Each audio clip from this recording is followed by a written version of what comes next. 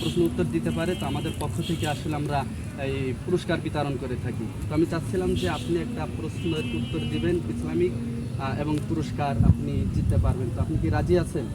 আচ্ছা। তো আজকেরা আপনার প্রশ্ন হলো, আমরা যে জানাজার নামাজ পড়ি, এই জানাজার নামাজের নাবালেগ ছেলে এবং নাবালেগ মেয়ের জন্য আলাদা দোয়া থাকে, সেই দোয়াটা কি আপনি কি বলতে পারবেন?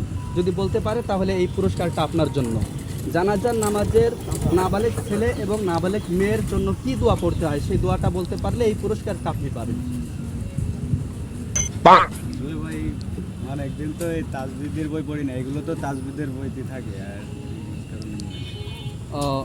তো দর্শক, আমার এই ভাইটা প্রথম উত্তরটা দিতে পারি নাই প্রশ্নের। ভাইকে কি আরেকটা অপশন দিব যে আপনি এই প্রশ্নের উত্তর দিতে একটু সক্ষম হবেন কিনা? আরেকটা প্রশ্ন উত্তর বলবো আমি। আচ্ছা বলুন। আমরা যে অজু করি, এই অজু করার শুরুতে কি দোয়াটা পড়তে হয়? অজু করার শুরুতে কি দোয়াটা পড়তে হয়, এই দোয়াটা আপনি কি বলতে পারবেন? অজু করার শুরুতে কোন দোয়া পড়তে হয়?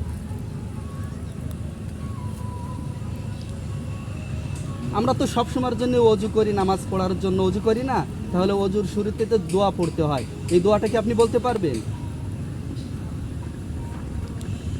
এটা হচ্ছে না। যাক, আপনি তৃতীয় নম্বর অপশন, এটাই লাস্ট। যদি না পারেন তাহলে আমরা অন্য ব্যক্তির কাছে যাব। তৃতীয় নম্বর হচ্ছে দুধ খাওয়ার দোয়াটা কি? দুধ খাওয়ার দোয়া। আপনি দুধ খান না? দুধ খান কিন্তু দোয়া ব্যতীত। যাই হোক দর্শক, ভাই তিনটা প্রশ্নের উত্তর দিতে পারেন নাই। আমি খুব দুঃখিত যে আমরা মুসলমান হয়ে এরকম দৈনন্দিন জীবনের যে দোয়া দুরুদগুলো আছে আমরা আসলে পারি না। তো ভাই, আমি আপনার কাছে অনুরোধ রাখবো এই সমস্ত দৈনন্দিন জীবনের দোয়াগুলো আপনি শিখবেন ইনশাআল্লাহ। ভালো থাকবেন।